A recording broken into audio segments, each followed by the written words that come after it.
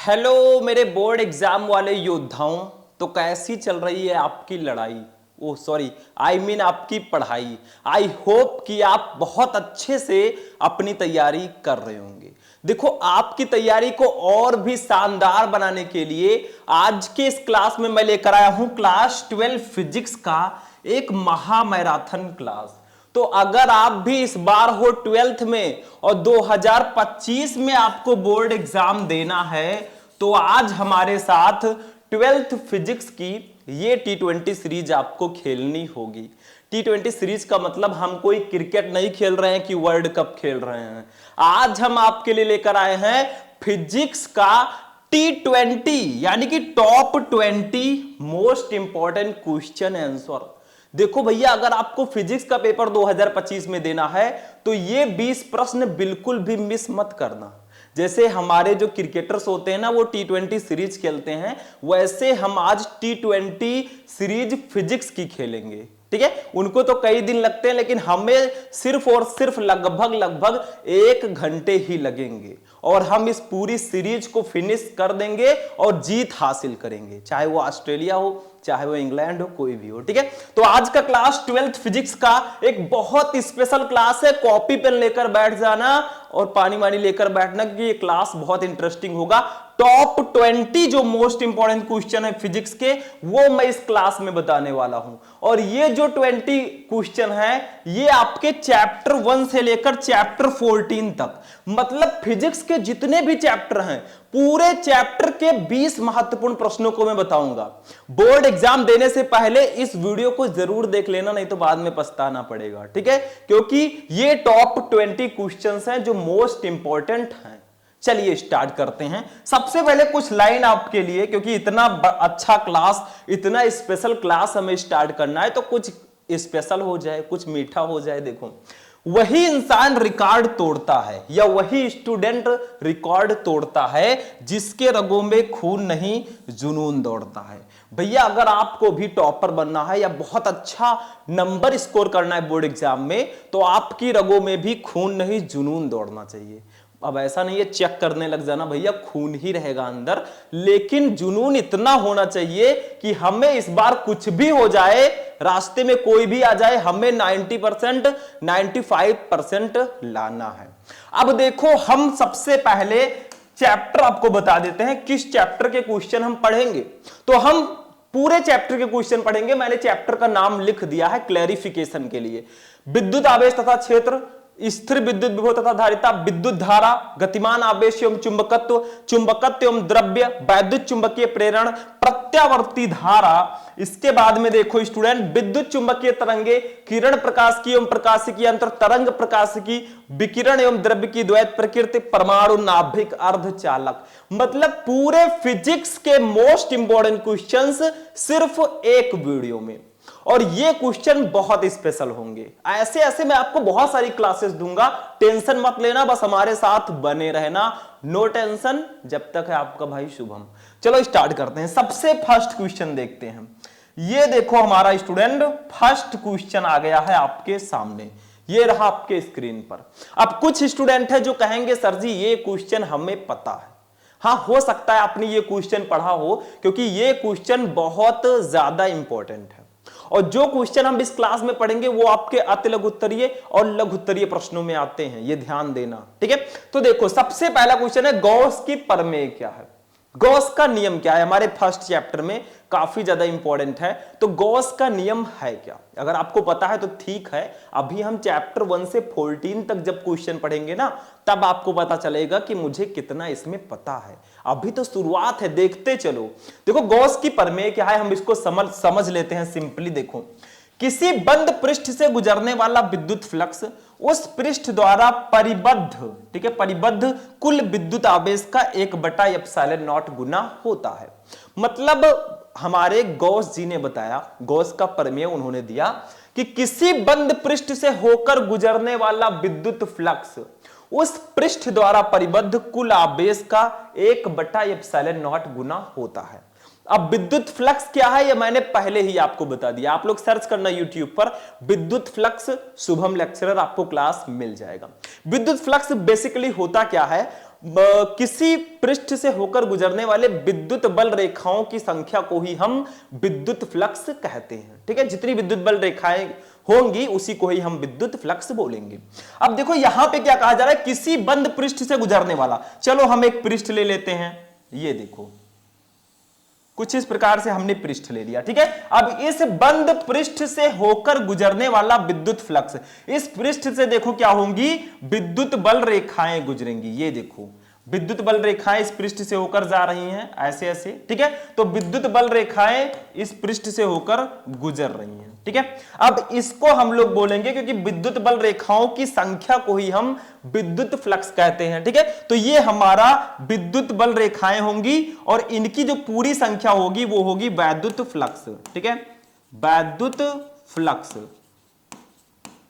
वैद्युत फ्लक्स। ठीक है, इसको हम लोग डिनोट करते हैं फाई ई से, फाई ई से। ठीक है, तो जो कुल विद्युत फ्लक्स होगा, ठीक है, वो उस पृष्ठ द्वारा परिबद्ध कुल आवेश का 1/ε0 गुना होगा। अब देखो भैया, ये जो पृष्ठ है, ये जो आप पृष्ठ देख रहे हैं, इसमें कुछ ना कुछ आवेश होगा। मान लीजिए इसका आवेश जो है वो क्यू है। ठीक है, तो क्या कहा गया, किसी बंद पृष्ठ से, ये बंद पृष्ठ है, इस पृष्ठ से गुजरने वाला जो विद्युत फ्लक्स है, ठीक है, विद्युत बल रेखाओं की संख्या को ही हम विद्युत फ्लक्स कहते हैं। ठीक है, तो ये जो विद्युत फ्लक्स है फाई ई, ये इस पृष्ठ द्वारा परिबद्ध कुल आवेश जो Q है, इसका 1/ε0 गुना होता है। यानी कि अगर हम गॉस के नियम को समझें तो फाई ई इक्वल टू, जो विद्युत फ्लक्स हमारा होता है, फाई ई इक्वल टू, ये किसके बराबर होता है, कुल आवेश Q का 1/ε0 गुना होता है। यही तो कहा गया है कि किसी बंद पृष्ठ से गुजरने वाला विद्युत फ्लक्स फाई ई जो है, उस पृष्ठ द्वारा परिबद्ध कुल आवेश का 1/ε0 गुना होता है। ठीक, तो ये हमारा हो गया भैया फॉर्मूला। अब यहां पे फाई ई क्या है, विद्युत फ्लक्स है, क्यों है आवेश, ε0 क्या है, इसको समझ लेते हैं। ε0 ये है निर्वात की विद्युतशीलता, निर्वात की वैद्युतशीलता। ठीक है, वैद्युतशीलता, ये हमारा ε0 है। ठीक है, तो समझ में आया गॉस का प्रमेय क्या है। अभी हमें बहुत सारे क्वेश्चन कवर करने हैं, तो हम स्टेप बाय स्टेप चलेंगे। गॉस का प्रमेय क्या है, किसी बंद पृष्ठ से होकर गुजरने वाला विद्युत फ्लक्स उस पृष्ठ द्वारा परिबद्ध कुल आवेश का 1/ε0 गुना होता है। यानी कि विद्युत फ्लक्स जो फाई ई है, उस पृष्ठ द्वारा परिबद्ध कुल आवेश Q का 1/ε0 गुना होता है। एक चीज और ध्यान दीजिएगा, इसको मैं हटा देता हूं, ये ε0 क्या है आपको पता चल गया। अब यहां पे इसी फॉर्मूले को हम इस प्रकार से भी लिख सकते हैं, देखो फाई ई इक्वल टू हम लिख सकते हैं, देखो Q का 1 से गुणा होगा तो Q होगा भैया अपान ε0। मतलब इसी फॉर्मूले को हम ऐसे भी लिख सकते हैं, दोनों सेम ही है। ठीक है, तो यही गॉस का प्रमेय है। समझ में आ गया, तो इसको आप लोग नोट करेंगे, मैं साइड में हो जाता हूं। देखो अगर ये अति लघुत्तरीय प्रश्नों में आता है तो आपको चित्र बनाने की कोई खास जरूरत नहीं है, आप नियम लिखेंगे, फॉर्मूला लिखेंगे, काम हो जाएगा। अब इसको आप लोग नोट करेंगे, मैं साइड में हो जाऊंगा, फिर नेक्स्ट क्वेश्चन पे चलेंगे। नोट कर लिया स्टूडेंट, चलिए अब दूसरा क्वेश्चन अपना देखते हैं क्या है। सेकंड क्वेश्चन देखिए क्या है।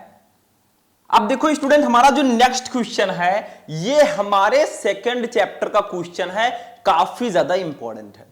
देखो आज के इस क्लास में मैंने आपको पहले ही बता दिया, जो मैंने क्वेश्चन लिया है वो अति लघुत्तरीय और लघुत्तरीय जो छोटे वाले होते हैं उसमें ये क्वेश्चन आते हैं। बाकी के जो क्वेश्चंस हैं वो मैं आपको स्टेप बाय स्टेप बताता रहूंगा, टेंशन नहीं लेने का। ठीक है, देखो लघुत्तरीय प्रश्नों को भी मैंने बताया, आप लोग सर्च करोगे तो वो भी आ जाएगा। देखो संधारित्र की धारिता की परिभाषा लिखिए। संधारित्र की धारिता क्या होती है ये आपको बताना है। ठीक है, देखो सिंपल सा है, संधारित्र की धारिता क्या होती है, किसी संधारित्र की धारिता उसकी एक प्लेट को दिए गए आवेश Q तथा दोनों प्लेटों के बीच उत्पन्न विभवांतर के अनुपात को के बराबर होती है। मतलब जो धारिता होती है वो आवेश और विभवांतर के अनुपात के बराबर होती है, यही इसमें बताया जा रहा है। देखो सिंपल सा है, समझो इसको। किसी संधारित्र की धारिता उसकी एक प्लेट को दिए गए आवेश, देखो संधारित्र में 2 प्लेटें होती हैं। ठीक है, तो किसी संधारित्र की जो धारिता होती है उसके एक प्लेट को दिए गए आवेश जो Q होता है तथा दोनों प्लेटों के बीच उत्पन्न विभवांतर जो v होता है, इसी के अनुपात को ही हम धारिता कहते हैं। इसे c से प्रदर्शित करते हैं। धारिता को हम c से डिनोट करते हैं। अब देखो फॉर्मूला क्या होगा, सिंपल सा है फॉर्मूला, समझो। c इक्वल टू क्या होगा, क्योंकि भैया आवेश और विभव के अनुपात को ही हम धारिता कहते हैं, तो c इक्वल टू हमारा हो जाएगा q अपान b। यही तो होगा, c equal to q upon b। अब देखो दूसरी चीज, इसका मात्रक क्या होगा यह जानना जरूरी है। थोड़ा सा मैं बता देता हूं, मात्रक ही हम जानेंगे क्योंकि कुछ खास इसमें पूछा नहीं गया है। तो मात्रक क्या होगा आप लोग बता सकते हैं? बिल्कुल सिंपल सा है। मात्रक में क्या है इसके, देखो क्यों है आवेश, आवेश का मात्रक कूलाम होता है, सबको पता है कूलाम, ठीक है। प्रति v है विभव, विभव का मात्रक होता है वोल्ट, तो भैया इसका मात्रक कूलाम प्रति वोल्ट हो गया। पहला मात्रक कूलाम प्रति वोल्ट हो गया, ठीक है। देखो Q अपान V है, Q है आवेश, आवेश का मात्रक कूलाम, प्रति V है विभवांतर, विभवांतर का मात्रक वोल्ट, तो कूलाम प्रति वोल्ट। दूसरा मात्रक देखो, या इसका एक और मात्रक होता है धारिता का, वो काफी इंपॉर्टेंट है, ये मात्रक होता है फैरड। आपने सुना होगा फैरड, ठीक है, ये भी इसी का मात्रक होता है, ठीक। तो समझ में आया। और एक चीज और याद रखना, एक माइक्रो फैरड की वैल्यू 10 के पावर -6 फैरड होती है और एक पीको फैरड की वैल्यू 10 के पावर -12 फैरड होती है। ये वैल्यू आपको बिल्कुल से याद रखना है, ठीक है। चलो दूसरा क्वेश्चन भी कंप्लीट हो गया। संधारित्र की धारिता क्या होती है? किसी संधारित्र की धारिता उसकी एक प्लेट को दिए गए आवेश Q तथा दोनों प्लेटों के बीच उत्पन्न विभवांतर V के अनुपात के बराबर होती है, दोनों का अनुपात, ठीक है। तो C equal to Q upon V। Q है आपका आवेश, तो कूलाम प्रति वोल्ट इसका मात्रक होगा, या इसका एक और मात्रक होता है फैरड, जो मैंने यहां पे लिख रखा है। दैट्स अ सिंपल क्वेश्चन, और सिंपली हमने इसका आंसर भी दिया। देखो इतने आसान तरीके से अगर नहीं समझ पाओगे तो फिर आप नहीं समझ पाओगे, उम्मीदें छोड़ दो, ठीक है। चलो इसको भी आप लोग नोट कीजिए, फिर नेक्स्ट क्वेश्चन पे हम लोग चलते हैं। नोट हो गया स्टूडेंट? अब इसको मैं हटाता हूं और हम चलते हैं अपने नेक्स्ट क्वेश्चन पे।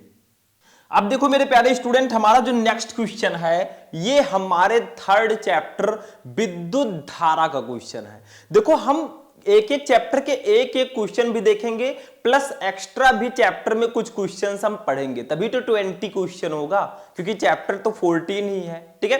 तो देखिए सबसे पहला क्वेश्चन, तीसरा क्वेश्चन हमारा, मतलब विद्युत धारा चैप्टर का पहला क्वेश्चन, किसी चालक पदार्थ की विशिष्ट चालकता क्या है, इसका मात्रक भी लिखिए। मतलब विशिष्ट चालकता क्या होती है और इसका मात्रक क्या होता है, ये आपको बताना है। सिंपल सा क्वेश्चन है, सिंपल सा आंसर हम समझेंगे। देखो विशिष्ट चालकता, किसी चालक के पदार्थ के विशिष्ट प्रतिरोध के व्युत्क्रम को उस पदार्थ की विशिष्ट चालकता कहते हैं। मतलब सिंपल सा है, विशिष्ट प्रतिरोध के व्युत्क्रम को ही हम विशिष्ट चालकता कहते हैं। सिंपल सा है, बहुत ज्यादा सिंपल है, एक लाइन में है, विशिष्ट प्रतिरोध के व्युत्क्रम को ही हम विशिष्ट चालकता कहते हैं। इसे सिग्मा से प्रदर्शित करते हैं। देखो सिग्मा कुछ ऐसे बनता है आधा ना की तरह, तो इसे हम सिग्मा से प्रदर्शित करते हैं। इसका जो फॉर्मूला होगा क्या होगा, देखो सिग्मा मतलब विशिष्ट चालकता जो होगा वो किसके बराबर होगा, विशिष्ट प्रतिरोध का व्युत्क्रम, यानी कि 1 अपान रो। रो आपका विशिष्ट प्रतिरोध है, ये इसका फॉर्मूला हो जाएगा। यहां पे रो क्या है मैं लिख देता हूं, रोने वाला रो नहीं भैया कि भैया रो, ठीक है। ये है विशिष्ट प्रतिरोध, विशिष्ट प्रतिरोध, ठीक है। तो विशिष्ट प्रतिरोध के ही व्युत्क्रम को हम विशिष्ट चालकता कहते हैं। तो सिग्मा इक्वल टू 1 अपान रो आपका ये फॉर्मूला हो गया। अब कोई पूछे बेटा इसका मात्रक क्या होगा, मान लीजिए कोई भी पूछ ले, आपका प्रैक्टिकल वाला पूछ ले, तो देखो कैसे कोई भी पूछे या लिखना हो, सिग्मा का मात्रक, सिग्मा का मात्रक, मात्रक, ठीक है। तो इसका मात्रक जो बेसिकली होता है वो मैं आपको पहले डायरेक्टली बता देता हूं। इसका मात्रक होता है ओम इनवर्स, ठीक है, ohm inverse metre inverse, metre inverse, ठीक है। या इसका एक और मात्रक होता है वो भी मैं बता देता हूं, या महोमीटर इनवर्स। देखो मैं कलर चेंज कर देता हूं, महोमीटर मीटर इनवर्स, ठीक है। ये दो मात्रक इसके होते हैं। अब आप कहेंगे सर जी ये आया कैसे मात्रक, ये भी बता देते तो ज्यादा अच्छा रहता। क्यों नहीं बताएंगे, देखो मैंने आपको बताया, देखो सिग्मा इक्वल टू 1/रो होता है। रो है विशिष्ट प्रतिरोध। अब देखो रो का मात्रक क्या होता है, क्योंकि रो का फॉर्मूला होता है RA/L। देखो आपको इसको लिखना नहीं है, मैं समझा रहा हूं। देखो RA/ ये स्मॉल l रहेगा। R है प्रतिरोध, प्रतिरोध का मात्रक हो जाएगा ओम, ठीक है। A है क्षेत्रफल, क्षेत्रफल का मात्रक हो जाएगा मीटर स्क्वायर, ठीक है, मीटर स्क्वायर। अपान L है लंबाई, लंबाई का मात्रक मीटर। तो भैया मीटर स्क्वायर से आपका मीटर स्क्वायर रहेगा, क्योंकि A है, A का मात्रक होता है मीटर स्क्वायर। तो स्क्वायर से ये कैंसिल हो गया, बचा क्या यहां पे, जो आपके रो का मात्रक आया, रो का मात्रक वो आया ओम मीटर। कितना आया, ओम मीटर आया, ठीक है, ओम मीटर आपका रो का मात्रक आया। तो भैया रो का मात्रक है ओम मीटर, तो अगर इसके जगह पर हम ओम मीटर रख दें, फिर उसको ऊपर ले जाएं, तो ओम इनवर्स मीटर इनवर्स हो जाएगा। तो वही मैंने यहां पे सिग्मा का मात्रक लिखा है। चलो इसको मैं हटाता हूं, ठीक है। तो वही उसका मात्रक होगा, क्योंकि मैंने आपको बताया है कि सिग्मा इक्वल टू होता है 1/रो।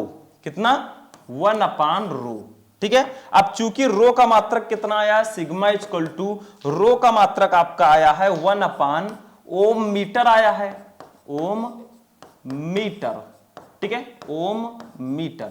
तो भैया अब रो का मात्रक अगर हम लोग निकालें तो देखो ओम ऊपर जाएगा तो ओम के पावर 1 रहता है, ऊपर जाएगा तो ओम के पावर -1 हो जाएगा। मीटर ऊपर जाएगा तो ये मीटर इनवर्स हो जाएगा, और यही होगा हमारा सिग्मा का मात्रक, ठीक है। ओम इनवर्स मीटर इनवर्स, वही मैंने यहां पे लिखा है। तो विशिष्ट चालकता क्या है, किसी चालक पदार्थ के विशिष्ट प्रतिरोध के व्युत्क्रम को ही हम विशिष्ट चालकता कहते हैं। सिग्मा इक्वल टू 1/रो, रो है विशिष्ट प्रतिरोध। अब सिग्मा का मात्रक होगा ओम इनवर्स मीटर इनवर्स, या महो मीटर इनवर्स लिख सकते हैं। कैसे आया ये, वो भी मैंने आपको बता दिया कि रो का मात्रक ओम मीटर होता है, क्योंकि उसका व्युत्क्रम है, तो सिग्मा का मात्रक ओम इनवर्स मीटर इनवर्स होगा। इसको नोट करो, फिर हम नेक्स्ट क्वेश्चन देखते हैं, ठीक है। नोट कर लो, चलो नोट हो गया होगा। इसको मैं इरेज करता हूं और हम आगे चलते हैं अपने नेक्स्ट क्वेश्चन पर। चलिए नेक्स्ट क्वेश्चन। अब देखो स्टूडेंट, हमारा जो नेक्स्ट क्वेश्चन है, क्वेश्चन नंबर 4, ये हमारे चैप्टर 4 गतिमान आवेश एवं चुंबकत्व चैप्टर का बहुत ज्यादा इंपॉर्टेंट क्वेश्चन है। देखो इस चैप्टर में आपके किरचॉफ का नियम है। इन्होंने 2 नियम दिया था, एक नियम अलग से भी पूछा जाता है और दोनों नियम भी एक में ही पूछ लिया जाता है, तो ये ध्यान देना। देखो किरचॉफ का नियम, किरचॉफ का धारा नियम आपसे कहा जा रहा है कि किरचॉफ का धारा नियम लिखो। अब किरचॉफ का धारा नियम जो है वो किरचॉफ का पहला नियम है, उसी को हम धारा नियम बोलते हैं। देखो क्या होता है किरचॉफ का धारा नियम, ध्यान से समझना। किसी दिष्ट धारा वैद्युत परिपथ की किसी संधि पर मिलने वाली समस्त धाराओं का बीजगणितीय योग शून्य होता है। मतलब किसी दिष्ट धारा वैद्युत परिपथ की किसी भी संधि पर मिलने वाली धाराओं का बीजगणितीय योग शून्य होता है। जैसे देखो ये एक संधि है, ठीक है। देखो पेन ले आते हैं हम लोग, पेन भैया हमारे चले गए हैं गुस्से में, ठीक है। चलो पेन वाले भाई आ जाओ, ये देखो, ठीक है। यहां पे ये एक संधि है, ठीक है, और इस पर जो है कई धाराएं आकर मिल रही हैं। ये धारा, ये धारा, ये धारा, ये धारा और ये धारा, ठीक है। इसको सबको नाम दे देते हैं। इनका नाम है I1, इनका नाम है I2, मतलब आते नहीं है, I1 I2 I3 I4 और I5, ठीक है, इनका नाम है। अब यहां पे एक चीज और नोट करना मेरे स्टूडेंट, ध्यान देना। देखो यहां पे सबसे पहले किसी दिष्ट धारा वैद्युत परिपथ की किसी संधि पर मिलने वाली समस्त धाराओं का बीजगणितीय योग शून्य होता है। यानी कि जितनी भी धाराएं हैं सबका जो बीजगणितीय योग I, यानी कि धाराओं का जो बीजगणितीय योग होगा वो 0 होगा। ये तो हमारा नियम है, ठीक है, ये हमारा नियम वाला फॉर्मूला है, यानी कि सिग्मा I इक्वल टू 0, ठीक है, ये आपका हो गया। अब दूसरी चीज मैंने एग्जांपल यहां पे बताई, ये एक संधि है, इस पर 5 धाराएं आकर आ रही हैं, मतलब 5 धाराएं यहां पर हैं, I1 I2 I3 I4 I5। देखो I1 और I2 जो है संधि की ओर जा रही है। देखो इसी की ओर I1 और I2 जा रही है, ध्यान देना थोड़ा सा। ये देखो I1 और I2 इस संध की ओर आ रही हैं, I3, I4, I5 देखो ये बाहर की तरफ जा रही है। तीर पर ध्यान दो, ये इधर आ रही है I1, I2, ये सब बाहर की तरफ जा रही है। तो जो धाराएं संध की ओर आएंगी उसको धनात्मक लेंगे, जो धाराएं संधि से दूर जाएंगी उसको ऋणात्मक लेंगे। लेकिन सबका बीजगणितीय योग करेंगे 0 के बराबर होगा। देखो जैसे हम यहां पे लिखते हैं I1 प्लस I2, ये संध की ओर जा रही है तो ये धनात्मक लेंगे, minus I3 minus I4 minus I5। देखो मैंने सबको जोड़ा है, सबका योग ही किया है, लेकिन इन धाराओं को माइनस लेना है तो प्लस माइनस माइनस से प्लस कैंसिल हो जाएगा तो माइनस आ जाएगा। ठीक है, इन सबका योग जो होगा भैया वो 0 होगा। समझ में आ रहा है कि नहीं? देखो मैंने I1 I2 दो धाराएं संध की ओर जा रही थी उसको पॉजिटिव ले लिया, I3 I4 I5 संध से दूर जा रही थी उसको मैंने निगेटिव ले लिया, क्योंकि संध की ओर आने वाली धाराएं पॉजिटिव होती हैं और संधि से दूर जाने वाली धाराएं निगेटिव होती हैं। ठीक है, तो सबका जो बीजगणितीय योग है 0 हो गया। ठीक, सबका योग 0 ही होगा, इन सबको मैंने जोड़ा ही है, लेकिन जो निगेटिव मैंने लिया था भैया वो पॉजिटिव वाले को कैंसिल करके निगेटिव हो गए हैं। ठीक है, तो यहां पे आपका फॉर्मूला निकल कर आएगा I1 plus I2 equal to, अगर हम इनको इधर ले आए I3 I4 को तो उधर माइनस में है, इधर प्लस में हो जाएंगे I3 plus I4 plus I5, और ये हमारा फॉर्मूला निकल कर आ जाएगा। मतलब मेन फॉर्मूला आपका यही है। अगर आपको सिर्फ अति लघुत्तरीय प्रश्न में ये क्वेश्चन दिया जा रहा है तो आप इतना लिख दीजिए किरचॉफ का धारा नियम कि किसी दिष्ट धारा वैद्युत परिपथ की किसी संधि पर मिलने वाली समस्त धाराओं का बीजगणितीय योग 0 होता है। मतलब धाराओं का बीजगणितीय योग 0 के बराबर होगा। अब हमने क्या किया, एक चित्र मैंने आपको समझाया, यहां पे ये संधि है, इस पर I1 I2 धारा आ रही है इसकी ओर, I3 I4 धारा इससे दूर जा रही है। तो जो धारा इसकी ओर आ रही है उसको मैंने पॉजिटिव ले लिया I1 प्लस I2, बाकी को मैंने निगेटिव ले लिया I3 I4 I5, सबका योग 0 ही होगा क्योंकि नियम में है। अब ये मैंने लिख दिया, आपका हो गया फॉर्मूला। तो ये किरचॉफ का धारा नियम है, इसको नोट करो, फिर हम नेक्स्ट क्वेश्चन पे चलते हैं। ठीक है, चलो नोट हो गया स्टूडेंट। अब हम लोग चलेंगे अपने नेक्स्ट क्वेश्चन पे। ये वाले क्वेश्चन भैया आ गए हैं, देखो ये वाले क्वेश्चन, लॉरेंज बल क्या है, इसी चैप्टर का क्वेश्चन है। लॉरेंज फोर्स क्या होता है, लॉरेंज बल क्या होता है, बहुत इंपॉर्टेंट क्वेश्चन है। देखो लॉरेंज बल, देखो हर चीज पर कोई ना कोई बल कार्य करता है। जैसे हम लोग हैं, हमारे नीचे भी गुरुत्वाकर्षण बल है, हमें ऊपर से फेंक दिया जाए गिरना हमें नीचे, ये गुरुत्वाकर्षण बल के कारण। ठीक है, तो यहां पे देखो लॉरेंज बल, चुंबकीय क्षेत्र में गतिमान आवेश या इलेक्ट्रॉन पर लगने वाले चुंबकीय बल को लॉरेंज बल कहते हैं। मतलब जब कोई इलेक्ट्रॉन या आवेश किसी चुंबकीय क्षेत्र में गति करता है तो उस पर एक बल कार्य करता है जिसको लॉरेंज बल कहते हैं, और जब कोई इलेक्ट्रॉन किसी वैद्युत क्षेत्र में गति करता है तो उस पर एक बल कार्य करता है जिसको हम वैद्युत बल कहेंगे। ठीक है, तो लॉरेंज बल क्या होता है, चुंबकीय क्षेत्र में गतिमान आवेश पर लगने वाले चुंबकीय बल को लॉरेंज बल कहते हैं। मतलब चुंबकीय क्षेत्र में जो इलेक्ट्रॉन या आवेश गति करता है उसको हम, उस पर जो बल लगेगा उसको हम लॉरेंज बल कहते हैं। जैसे आपने देखा होगा पार्टियों में लोग जाते हैं, शादियों में जाते हैं, डांस वांस करते हैं, कोई इस तरह का डांस खूब गजब सा, ठीक है, कोई इस तरह का डांस, तो ऐसे ऐसे स्टेप्स होते हैं तो उन पर भी एक बल कार्य करता है, नहीं तो बेचारे नीचे गिर जाएं। ठीक है, तो ऐसे ही जब ये हमारे इलेक्ट्रॉन और आवेश जो है चुंबकीय क्षेत्र में डांस करते हैं ना, गति करते हैं, तो उस पर भी एक बल कार्य करता है जिसको लॉरेंज बल कहते हैं। मतलब चुंबकीय क्षेत्र में जो इलेक्ट्रॉन गति करेगा उस पर एक जो बल कार्य करेगा उसको हम लॉरेंज बल कहेंगे।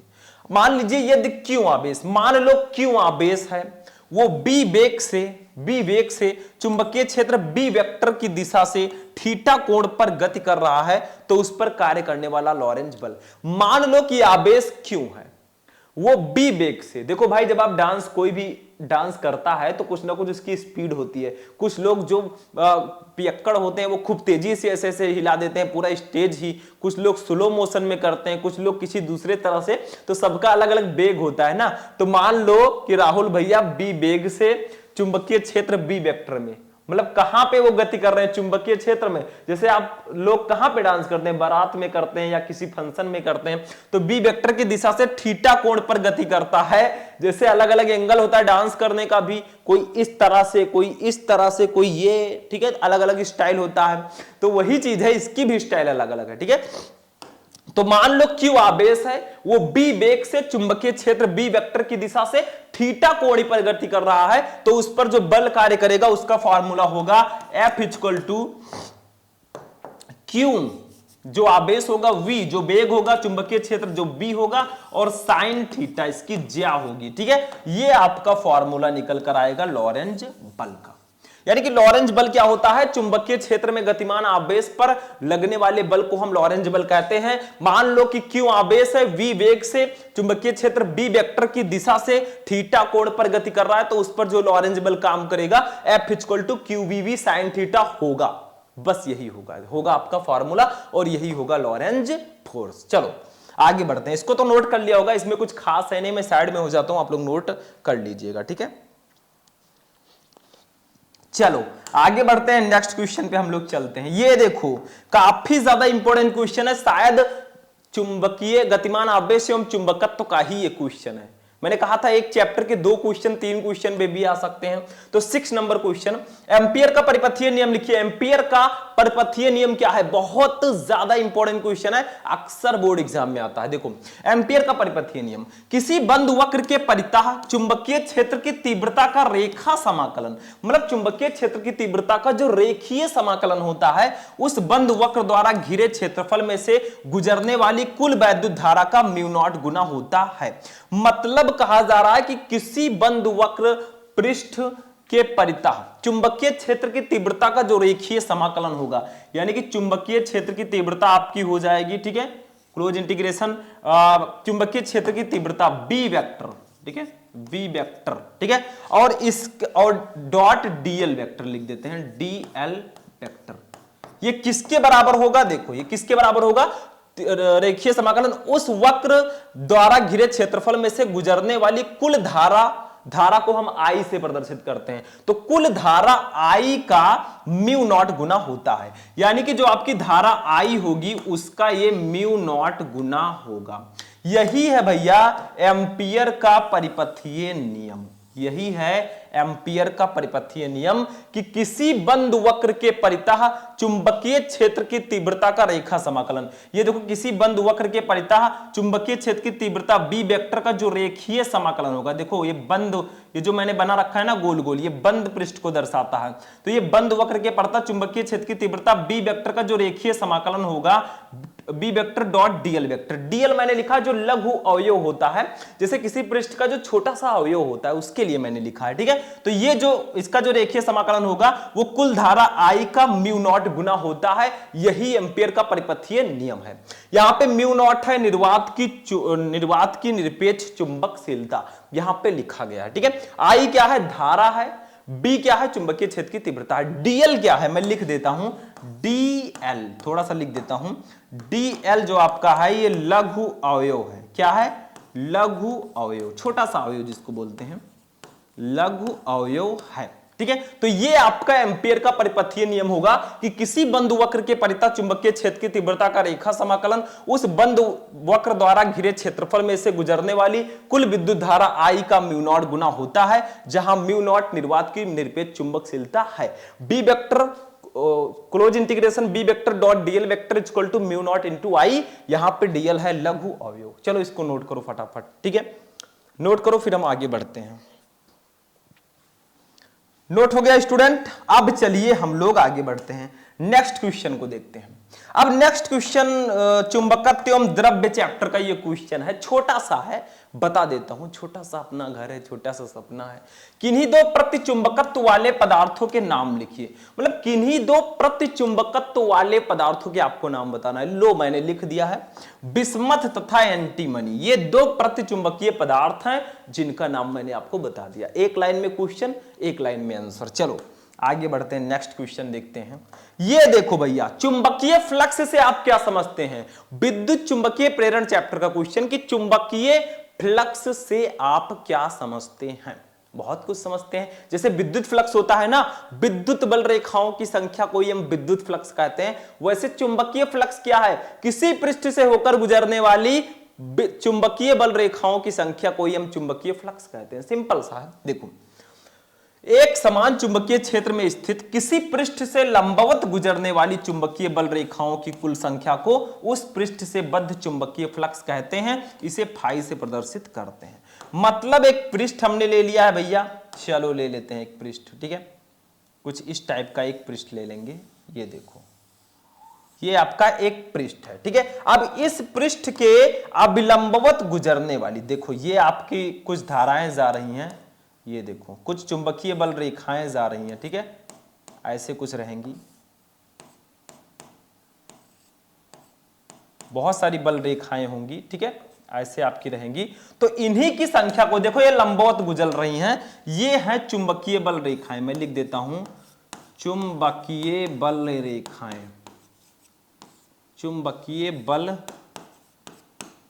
रेखाएं, ठीक है। तो आपसे कहा गया कि एक समान चुंबकीय क्षेत्र में स्थित, ये एक समान चुंबकीय क्षेत्र में एक पृष्ठ स्थित है। जैसे वहां पे विद्युत क्षेत्र में एक पृष्ठ स्थित था, उससे गुजरने वाली जो विद्युत बल रेखाएं थी उसको हम विद्युत फ्लक्स बोलते थे।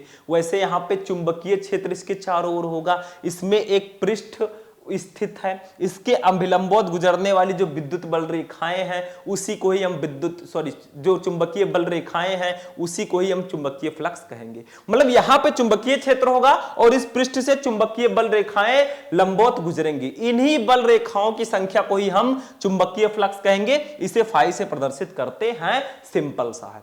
मतलब एक समान चुंबकीय क्षेत्र में स्थित किसी पृष्ठ से लंबवत गुजरने वाली चुंबकीय बल रेखाओं की कुल संख्या को उस पृष्ठ से बद्ध चुंबकीय फ्लक्स कहते हैं। इसे फाई से प्रदर्शित करते हैं। बस हो गया, इसको नोट कर सकते हैं आप लोग, फिर हम आगे बढ़ते हैं, ठीक है। चलो ये नोट हो गया, चलो हम आगे बढ़ते हैं। नेक्स्ट क्वेश्चन देखते हैं क्या है। अब देखिए स्टूडेंट, नेक्स्ट क्वेश्चन हमारा क्या है, इसको समझो थोड़ा सा। बहुत ज्यादा इंपॉर्टेंट क्वेश्चन मैं इसको मानता हूं। क्यों? क्योंकि है भी इंपॉर्टेंट। देखो, विद्युत चुंबकीय प्रेरण का लेंज का नियम लिखिए। लेंज का नियम क्या है? हाई स्कूल से ही पढ़ते आ रहे हो, कोई नया नियम नहीं है। लेंज का नियम देखो, किसी परिपथ में प्रेरित विद्युत वाहक बल अथवा प्रेरित धारा की दिशा सदैव ऐसी होती है कि ये उस कारण का विरोध करती है जिससे वो स्वयं उत्पन्न होती है। बस यही लाइन है लेंज का नियम। मतलब किसी परिपथ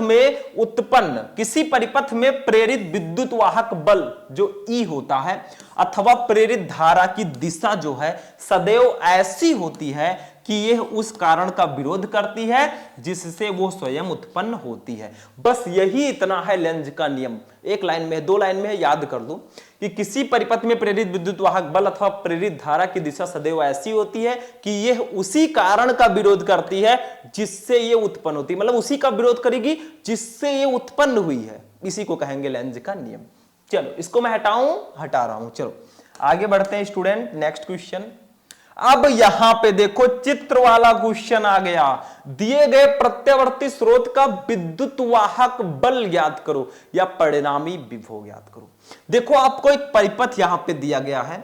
इस परिपथ में देखो एक प्रतिरोध लगा हुआ है R, यहां पे दिख रहा होगा शायद। इसकी वैल्यू 40 वोल्ट है, ठीक है। मतलब आपका प्रतिरोध पर जो विभवांतर है वो 40 वोल्ट है। अभी मैं बताऊंगा। और जो आपका धारिता C दी गई है, देखो यहां पे संधारित्र भी लगा है, इस पर विभव 20 वोल्ट है, संधारित्र पर विभवांतर 20 वोल्ट है। L आपका प्रेरकत्व है, इस पर विभव 50 वोल्ट है। देखो ये प्रत्यावर्ती धारा चैप्टर का क्वेश्चन है, इंपॉर्टेंट है, न्यूमेरिकल है, ठीक है।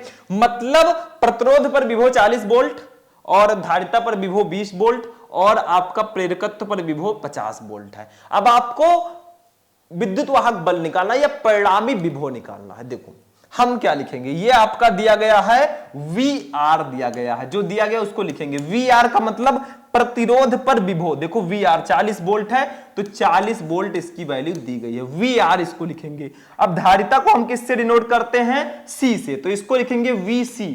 किससे डिनोट करेंगे? V से, क्योंकि विभव सबका दिया गया है। ये दिया गया है 20 वोल्ट, ठीक है। ये आपका प्रेरकत्व है, प्रेरकत्व को हम लोग डिनोट करेंगे L से। किससे?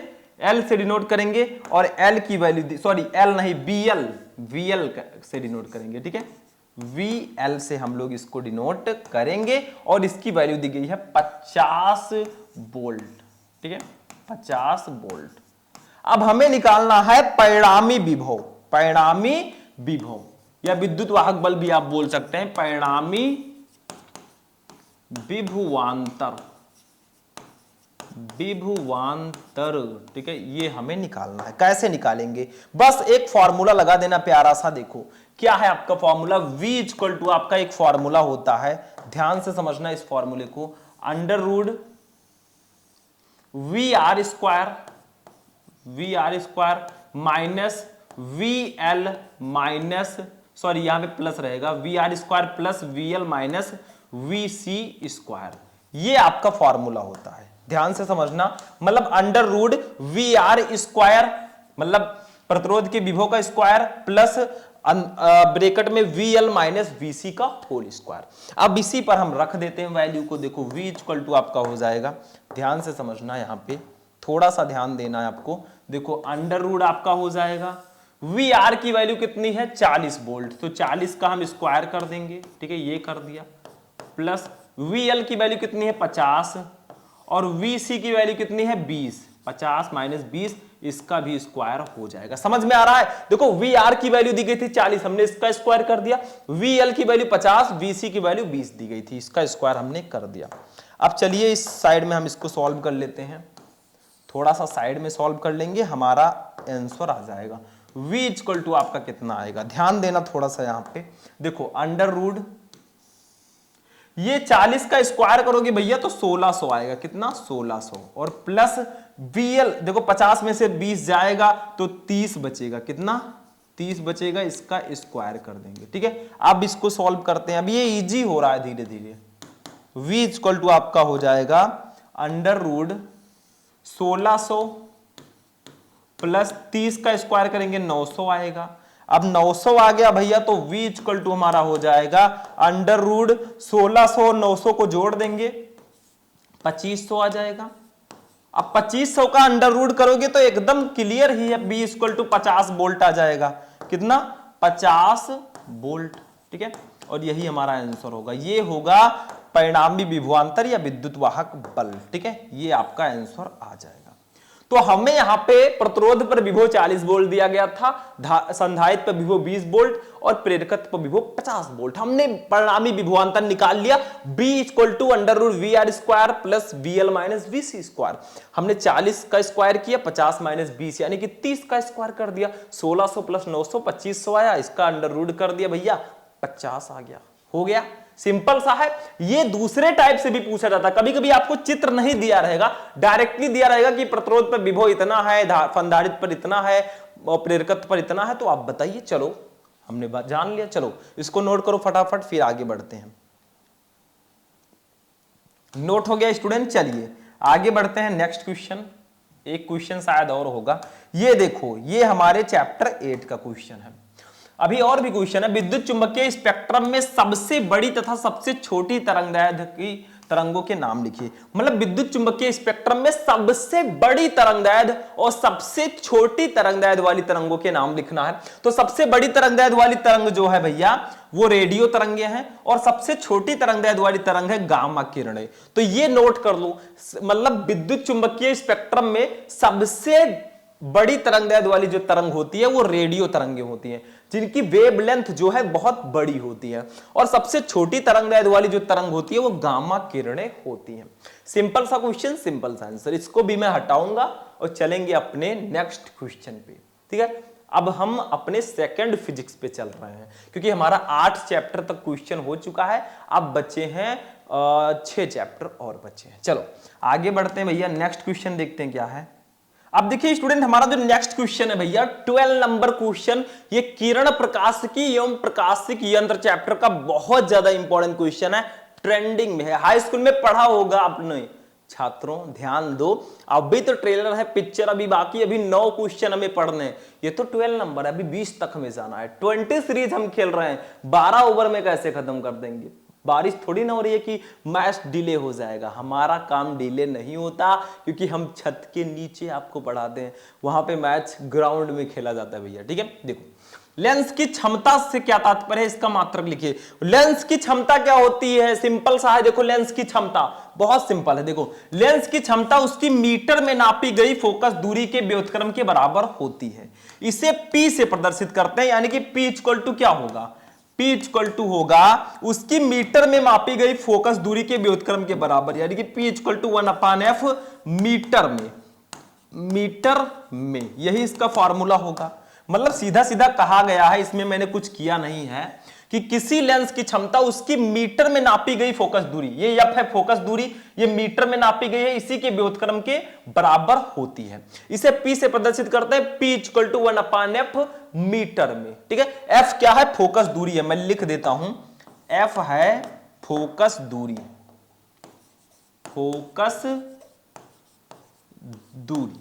ठीक है, अब एक चीज और, कोई स्टूडेंट कहते हैं सर जी सेंटीमीटर में अगर मान लीजिए फोकस दूरी हमें दिया हो तब क्या होगा इसका फॉर्मूला, तो भैया 1 मीटर में 100 सेंटीमीटर होते हैं, तो यहां पे आपका P इक्वल टू 100/f हो जाएगा, बस इसको सेंटीमीटर में कर देना।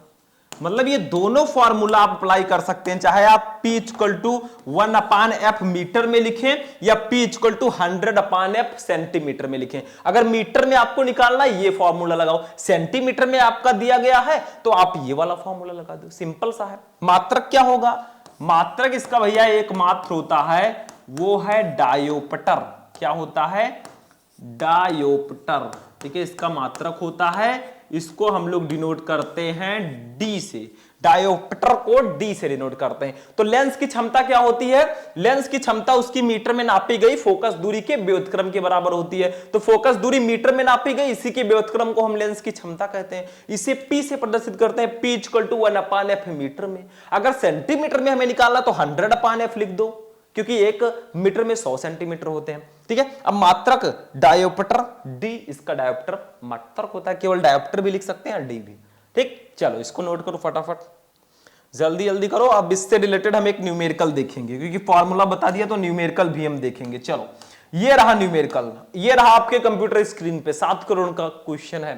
2 उत्तल लेंस जिनमें प्रत्येक की फोकस दूरी 20 सेंटीमीटर है, ठीक है, संपर्क में रखे हैं। संयुक्त लेंस की क्षमता, संयुक्त लेंस की क्षमता ज्ञात कीजिए, संयुक्त लेंस की क्षमता ज्ञात कीजिए। तो 2 उत्तल लेंस है जिनकी फोकस दूरी 20 सेंटीमीटर है, तो पहले लेंस की फोकस दूरी को f1 मान लेते हैं, दूसरे लेंस की फोकस दूरी को f2 मान लेते हैं, क्योंकि 2 लेंस है भैया।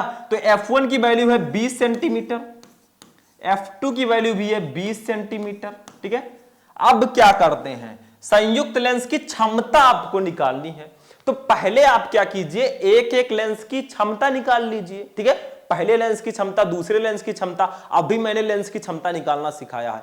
फिर क्या कीजिए, संयुक्त लेंस की क्षमता पूछी जा रही है, तो संयुक्त लेंस की क्षमता का फॉर्मूला होता है P equal to P1 plus P2। अगर 2 लेंस संपर्क में रखे हैं तो P equal to P1 plus P2 कर देना। तो पहले आप एक एक की क्षमता निकाल लो, आएगा तो 5 ही, आपको पता ही है। ठीक है, फिर आप क्या करो, संयुक्त लेंस की क्षमता निकाल लेना। तो यहां से हम क्या करते हैं, पहले लेंस की फोकस दूरी, पहले लेंस की क्षमता निकाल लेते हैं।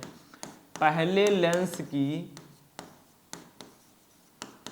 क्षमता, ठीक है, तो पहले लेंस की क्षमता को हम लोग डिनोट करते हैं P1 से डिनोट कर देते हैं। अब क्षमता का फॉर्मूला होता है 1/f, या आप लिखे 100/f होता है, 100/f होगा तो ये सेंटीमीटर में होगा। ठीक है, ये फॉर्मूला होता है, अभी तो मैंने बताया है, इसको बहुत हाईलाइट रखना। ठीक है, क्योंकि सेंटीमीटर में हमें निकालना है तो सेंटीमीटर में हम लिख देते हैं। ठीक है, तो P इक्वल टू हमारा हो जाएगा, P इक्वल टू आपका हो जाएगा, P1 इक्वल टू हो जाएगा, देखो ध्यान देना, 100/f की वैल्यू है, f1 लिख देना, यहां पे f1 कर देना, क्योंकि पहले लेंस की क्षमता निकाल रहे हैं, तो पहले लेंस की फोकस दूरी f1 है, तो f1 कर देंगे।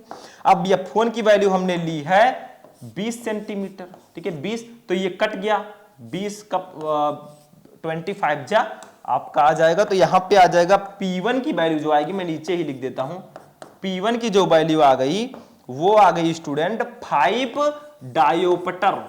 देखो लेंस की क्षमता का मात्रक डायोप्टर होता है, तो ये आपकी पहले लेंस की क्षमता आ गई। अब निकाले या ना निकाले, दूसरे की भी वही होगी भैया, क्योंकि वैल्यू सेम है। निकाल लेते हैं दूसरे लेंस की क्षमता। ठीक है, इसको हम लोग डिनोट करेंगे P2 से। अब P2 इक्वल टू वही फॉर्मूला होगा भैया, क्या 100/F2, 100/F2 वैल्यू रख देते हैं 100/20 हो जाएगा, और वही इसका भी आ जाएगा, यानी कि P2 की वैल्यू भी हमारी आ गई कितनी, 5 डायोप्टर, कितना, 5 डायोप्टर। अब आपको संयुक्त लेंस की क्षमता निकालनी है। देखो संयुक्त लेंस की क्षमता, तो अब हम संयुक्त लेंस की क्षमता निकालेंगे। संयुक्त लेंस की क्षमता, ठीक है। अब संयुक्त लेंस की क्षमता का फॉर्मूला क्या होगा, P इक्वल टू, मतलब इसकी क्षमता जो होगी वो P1, पहले लेंस की क्षमता और दूसरे लेंस की क्षमता दोनों को आपको जोड़ देना है। चलो मैंने जोड़ दिया, ठीक है। अब यहां पे आपका आ जाएगा P इक्वल टू, दोनों की क्षमता हमें दी गई है 5 दोनों का हमने निकाला है, तो 5 + 5, फाइनली हमारा जो संयुक्त लेंस की क्षमता P आएगी वो भैया 5 तो सब जोड़ देते होंगे शायद, 10 डायोप्टर आपका ये आंसर आ जाएगा, ठीक है, 10 डायोप्टर। तो आप लोगों को क्या करना था, दो उत्तल लेंस थे, देखो उत्तल लेंस की फोकस दूरी प्लस में लेते हैं, इसीलिए मैंने प्लस में लिया। दो उत्तल लेंस जिनमें प्रत्येक की फोकस दूरी 20 सेंटीमीटर है, संयुक्त लेंस की क्षमता निकालो। तो F1 F2 दोनों दिया गया था, पहले लेंस की फोकस दूरी, दूसरे लेंस की फोकस दूरी 20 सेंटीमीटर। पहले लेंस की क्षमता हमने निकाल ली उसी फॉर्मूले से, P1 = 100/F1, P हमारा 5 डायोप्टर आ गया P1, ठीक है। फिर P2 दूसरे लेंस की क्षमता हमने निकाल ली 100/F2, भैया 5 डायोप्टर ये भी आया। फिर संयुक्त लेंस की क्षमता हमने निकाल ली, दोनों लेंस को जोड़ दो, P = P1 + P2, आपका आंसर आ गया। चलो इसको नोट करो फटाफट, जल्दी जल्दी करो, जल्दी जल्दी, अभी तो सिर्फ शुरुआत है, अभी तुझे और आगे जाना है। जिसने बोला था बेटा तुझसे नहीं होगा, उनको भी करके दिखाना है। नेक्स्ट क्वेश्चन नंबर 14 को देखते हैं। तरंग प्रकाशिकी चैप्टर का क्वेश्चन बहुत इंपॉर्टेंट है। तरंग प्रकाशिकी में देखो भैया, अभी मैंने कुछ क्वेश्चंस को चैप्टर में लिया, अभी बहुत सारे क्वेश्चन हैं, आगे आगे मैं आपको बहुत सारे क्वेश्चन बताऊंगा, टेंशन मत लेना, अभी तो शुरुआत है, आगे आगे देखिए होता है क्या। देखो अध्यारोपण का सिद्धांत लिखिए, चलो सिंपल सा है, इसको पढ़ना पड़ेगा, ज्यादा कुछ हमें लिखना नहीं है, सिर्फ सिद्धांत को पढ़िए और लिखिए। देखो अध्यारोपण का सिद्धांत, किसी माध्यम में दो अथवा दो से अधिक प्रगामी तरंगे एक साथ, परंतु, इसको परंतु कर दीजिएगा, परंतु, ठीक है, परंतु एक दूसरे की गति को बिना प्रभावित किए चल सकते हैं। मतलब किसी माध्यम में दो या दो से अधिक जो प्रगामी तरंगे हैं वो बिना एक दूसरे की गति को प्रभावित किए हुए चल सकती हैं। अतः माध्यम के प्रत्येक कण का किसी क्षण परिणामी विस्थापन दोनों तरंगों द्वारा अलग अलग उत्पन्न विस्थापनों के सदिश योग के बराबर होता है। इस सिद्धांत को अध्यारोपण का सिद्धांत कहते हैं। देखो भैया, इस टॉपिक को पढ़ाने के लिए मेरे पास कोई टॉनिक नहीं है कि मैं आपको दे दूंगा, आप पी लेंगे और आपको याद हो जाएगा। ये सब टॉपिक जो है याद करने वाली चीजें होती है, थोड़ा समझने वाली चीजें होती है। मतलब कहा क्या जा रहा है, किसी माध्यम में, कोई माध्यम है, उसमें दो या दो से अधिक प्रगामी तरंगे जो हैं बिना एक दूसरे की गति को ऐसे ऐसे प्रभावित किए हुए चल सकती हैं, ठीक है। अतः माध्यम के प्रत्येक कण, अब माध्यम है भैया तो उसमें कण होंगे। जैसे आप जहां रहते हैं तो बादलों में जो देखते हैं ना, कुछ दिखाई नहीं देता है, लेकिन इसमें कण होते हैं छोटे छोटे, ठीक है, आपको दिखाई नहीं देगा, बहुत माइक्रो होते हैं, ठीक है। अतः माध्यम के प्रत्येक कण का, जो भी कण होते हैं उसका किसी क्षण जो विस्थापन होगा, ठीक है, वो दोनों तरंगों द्वारा अलग अलग उत्पन्न जो विस्थापन होगा उसके सदिश योग के बराबर होगा। बस यही है भैया अध्यारोपण का सिद्धांत। मतलब दो तरंगे किसी माध्यम में, दो प्रगामी तरंगे बिना किसी एक दूसरे की गति को प्रभावित किए हुए चल सकती हैं। अब माध्यम में जो कण है तो अतः माध्यम के प्रत्येक कण का किसी क्षण जो विस्थापन है, जो माध्यम के कण है उसका जो विस्थापन है वो दोनों तरंगों के द्वारा अलग अलग उत्पन्न विस्थापनों के सदिश योग के बराबर होता है। इसी को ही हम अध्यारोपण का सिद्धांत कहते हैं। सिंपल सा है। 14 नंबर क्वेश्चन तरंग प्रकाशिकी का। अब चलते हैं अपने नेक्स्ट क्वेश्चन पे। अभी 5 क्वेश्चन हमें पढ़ने हैं। चलो इसको हटाते हैं, आप लोग नोट कर सकते हैं, साइड में हो जाते हैं हम, ठीक है। चलो इसको हटाते हैं, नेक्स्ट क्वेश्चन देखते हैं क्या है।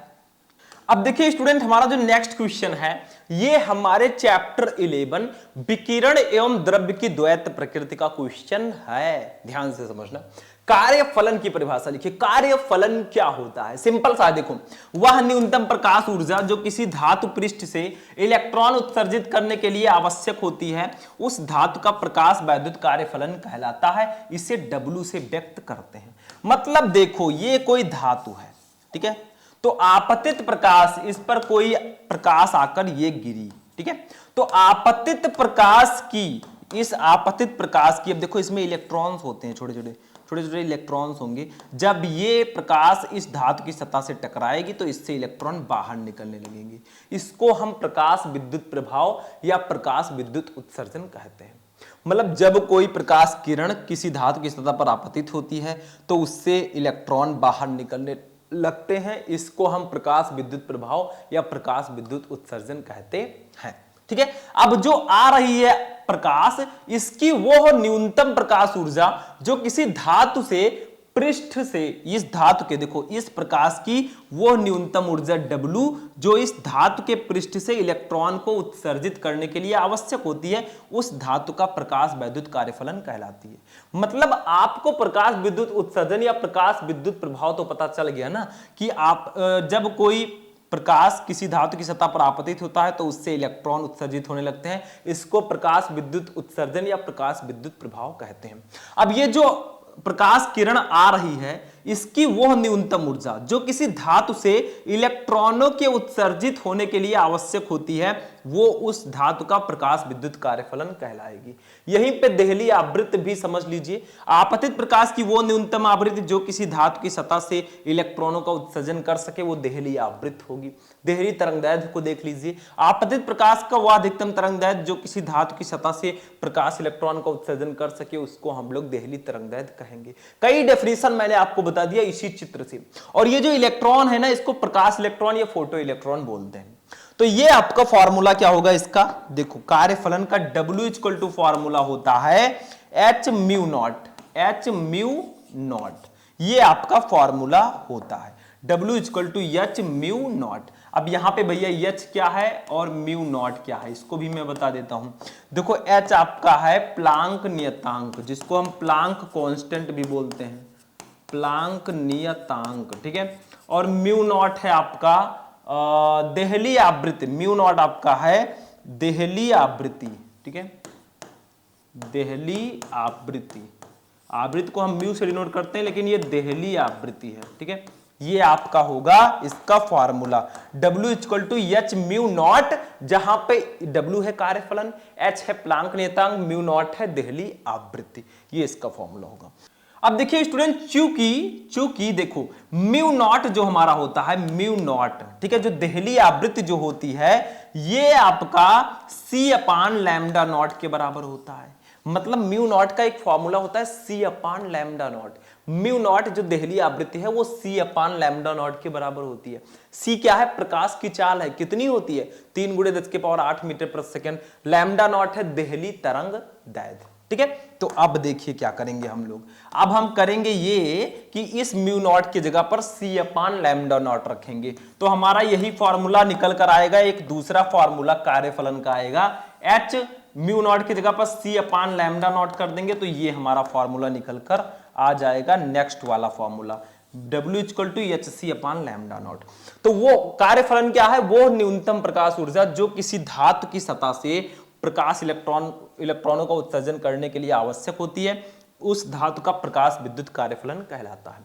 इसे W से डिनोट करते हैं, W equal to H mu naught होता है। H है प्लांक नियतांक, म्यू नॉट है देहली आवृत्ति। H म्यू नॉट, चूंकि म्यू नॉट जो है वो C अपान लैम्डा नॉट के बराबर होता है, mu equal to C upon lambda होता है, तो mu naught equal to C upon lambda naught भी होता है। तो यहां पे हमने म्यू नॉट की जगह पर C अपान लैम्डा नॉट रखा, तो हमारा कार्यफलन का दूसरा फॉर्मूला आया W equal to HC upon lambda naught. बस हो गया, इसको नोट करो, फिर हम आगे बढ़ते हैं। चलो फटाफट नोट करो, ठीक है। अब नोट हो गया होगा, चलो आगे बढ़ते हैं। नेक्स्ट क्वेश्चन, इसी चैप्टर का एक और क्वेश्चन है, मैंने कहा था आता है ये क्वेश्चन। देहली आवृत्ति से आप क्या समझते हैं, देहली आवृत्ति क्या होता है। देखो देहली आवृत्ति न्यूनतम, सॉरी यहां पे थोड़ा सा कट है, आगे एक लाइन आप बढ़ा लेना, कि आपतित प्रकाश की वो न्यूनतम आवृत्ति जो किसी धातु से प्रकाश इलेक्ट्रॉनों का उत्सर्जन कर सके, इसे कर सके वो देहली आवृत्ति कहलाती है।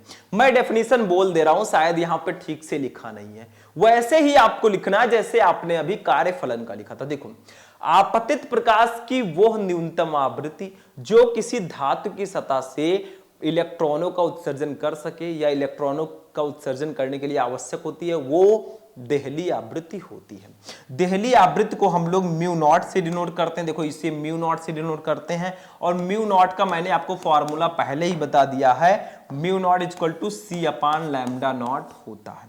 ठीक है, यही इसका फॉर्मूला होता है। सी है प्रकाश की चाल, लैम्डा नॉट है देहली तरंग दैर्ध्य। तो इसका मैं डेफिनेशन बोल दे रहा हूं, शायद यहां पे अच्छे से नहीं लिखा है, थोड़ा मिसप्रिंट हो गया है, इंसान है, गलतियां हो जाती हैं। तो देहली आवृत्ति का लिख लो डेफिनेशन, आपतित प्रकाश की वह न्यूनतम आवृत्ति जो किसी धातु की सतह से इलेक्ट्रॉनों के उत्सर्जन के लिए आवश्यक होती है, उस पृष्ठ का देहली आवृत्ति, उस की देहली आवृत्ति कहलाती है। मतलब वही चीज है, ये आपका कोई पृष्ठ है, ठीक है, इस पर एक प्रकाश आ गया, ये गिरा, ठीक है, अब इसमें इलेक्ट्रॉन्स हैं, ये इलेक्ट्रॉन अभी पृष्ठ में है, जैसे ही प्रकाश इस पर आपतित हुआ, ये इलेक्ट्रॉन बाहर निकल गए। तो यहां पे आपतित प्रकाश की वो न्यूनतम आवृत्ति जो इस धातु की सतह से इलेक्ट्रॉन का उत्सर्जन कर सके, वो देहली आवृत्ति कहलाएगी। इसे म्यू नॉट से डिनोट करेंगे। मतलब इसी से हमने कई डेफिनेशन समझा। देहली तरंगदैर्ध्य भी आता है तो आप लिख देना, आपतित प्रकाश का वह अधिकतम तरंगदैर्ध्य जो किसी धातु की सतह से इलेक्ट्रॉनों का उत्सर्जन कर सके, देहली तरंगदैर्ध्य कहलाएगी। बस सिंपल सा है, ठीक है। चलो इसको मैं हटा दूं, चलो आप लोग नोट कर लो इसको फटाफट, ठीक है। चलो नेक्स्ट देखिए, ये बहुत इंपॉर्टेंट है भैया, डी ब्रॉगली तरंगदैर्ध्य क्या होता है। डी ब्रॉगली तरंगदैर्ध्य का सूत्र लिखिए। डी ब्रॉगली तरंगदैर्ध्य जो है बहुत इंपॉर्टेंट है भैया, डी ब्रॉगली का समीकरण। तो इसका समीकरण, इसका जो तरंगदैर्ध्य होता है वो होता है लैम्डा इक्वल टू, मैं डायरेक्टली बता देता हूं, फॉर्मूला बहुत इंपॉर्टेंट है, एच अपान एम बी, ये इसका फॉर्मूला होता है। Lambda equal to h upon m b, यही है डी ब्रॉगली तरंगदैर्ध्य का फॉर्मूला। अब यहां पे भैया एच क्या है, एम क्या है, वी क्या है, ये भी मैं बता देता हूं। देखो लैम्डा तो आपको पता ही है डी तरंगदैर्ध्य है, एच है प्लांक नियतांक, अभी मैंने बताया था आपको प्लांक नियतांक, ठीक है। एम है कण का द्रव्यमान, कण का द्रव्यमान, वी है कण का वेग, वी क्या है, कण का वेग है। तो यही होगा भैया डी ब्रॉगली समीकरण, lambda equal to h upon m b, यही डी ब्रॉगली जी ने समीकरण दिया था। एच है प्लांक नियतांक, एम है कण का द्रव्यमान, वी है कण का वेग। एक फॉर्मूला इसका और होता है, मैं बता देता हूं। अब चूंकि भैया मेरे, चूंकि P इक्वल टू आपका होता है m b, P equal to होता है एम बी। P क्या है भैया, P है संवेग, मैं बोल दे रहा हूं, आप लोग नोट कर लेना, P है संवेग। चूंकि P equal to m b होता है, मैं फिर से इसको लिखता हूं थोड़ा प्यार से ना, चूंकि P इक्वल टू आपका होता है एम बी,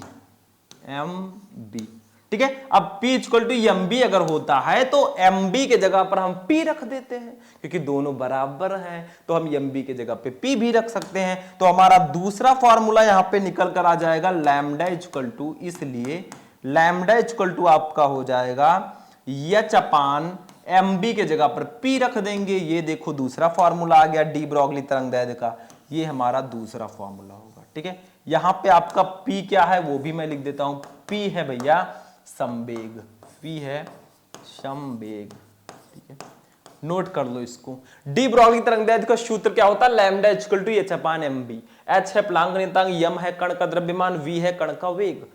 अब चूंकि P equal to m b होता है, P है आपका संवेग, तो lambda equal to m b की जगह पर P रख देंगे तो एच अपान P हो जाएगा। ये दूसरा फॉर्मूला होगा, नोट करो इसको, आगे बढ़ते हैं। चलो ये भी नोट कर लिए स्टूडेंट, अब इसको मैं हटा देता हूं। चलिए आगे बढ़ते हैं, नेक्स्ट क्वेश्चन। ये देखो भैया, नेक्स्ट क्वेश्चन हमारा आ गया है, रिडबर्ग नियतांक का मान लिखो। ये क्वेश्चन भी काफी ज्यादा इंपॉर्टेंट है, रिडबर्ग नियतांक की वैल्यू लिखो। तो भैया इसकी वैल्यू सिंपल होती है 1.097 इंटू 10⁷ मीटर इनवर्स। लिख लो 1.097 गुणे 10⁷ मीटर इनवर्स, यही इसकी वैल्यू होती है। मैं लिख देता हूं थोड़ा सा, 1.097 97 इंटू 10⁻7 मीटर इनवर्स, ये होती है रेडबर्ग नियतांक की वैल्यू। हो गया, कुछ नहीं था इसमें। आगे बढ़ते हैं नेक्स्ट क्वेश्चन। अब आएंगे अपने लास्ट चैप्टर अर्धचालक पे। देखो, ठोसों में उपस्थित ऊर्जा बैंडों के नाम लिखिए। मतलब ठोस में कौन कौन से ऊर्जा बैंड उपस्थित होते हैं? तो चालन बैंड और संयोजी बैंड, दो ऊर्जा बैंड इसमें होते हैं।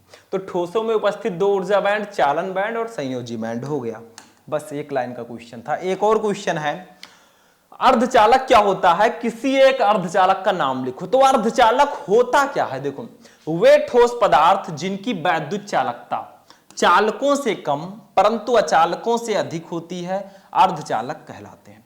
मतलब ऐसे पदार्थ जिनकी विद्युत चालकता चालकों से कम लेकिन अचालकों से अधिक होती है, वो भैया अर्धचालक कहलाते हैं। मतलब ना वो चालक में है ना अचालक में है। ठीक है, उदाहरण देखो, जर्मेनियम और भी है, सिलिकॉन है, ठीक है, और भी है। तो ये आपका अर्धचालक हो जाएगा। तो स्टूडेंट, आज हमने डिस्कस किया 12th फिजिक्स के चैप्टर 1 से चैप्टर 14 तक टॉप 20 मोस्ट इंपॉर्टेंट क्वेश्चन को। हमने 20 सीरीज खेल ली। अब इसमें मैंने आपको उन क्वेश्चंस को बताया जो छोटे लेवल्स में, बहुत बड़े लेवल्स में नहीं आते हैं। लघु उत्तरीय, विस्तृत उत्तरीय, उन पर भी हम आगे चर्चा करेंगे। हम आपको क्लासेस देते रहेंगे। सपोर्ट बनाए रखना, वीडियो को लाइक कर देना, जाते जाते चैनल को सब्सक्राइब भी कर लेना और अपने दोस्तों के साथ भी इस वीडियो को शेयर करना। मिलते हैं हम लोग फिर नेक्स्ट वीडियो में। कहीं जाएंगे नहीं आपको जब तक टॉपर बनाएंगे नहीं आपको। तो चलिए फिर मिलते हैं नेक्स्ट वीडियो में नेक्स्ट टॉपिक के साथ। तब तक के लिए जय हिंद।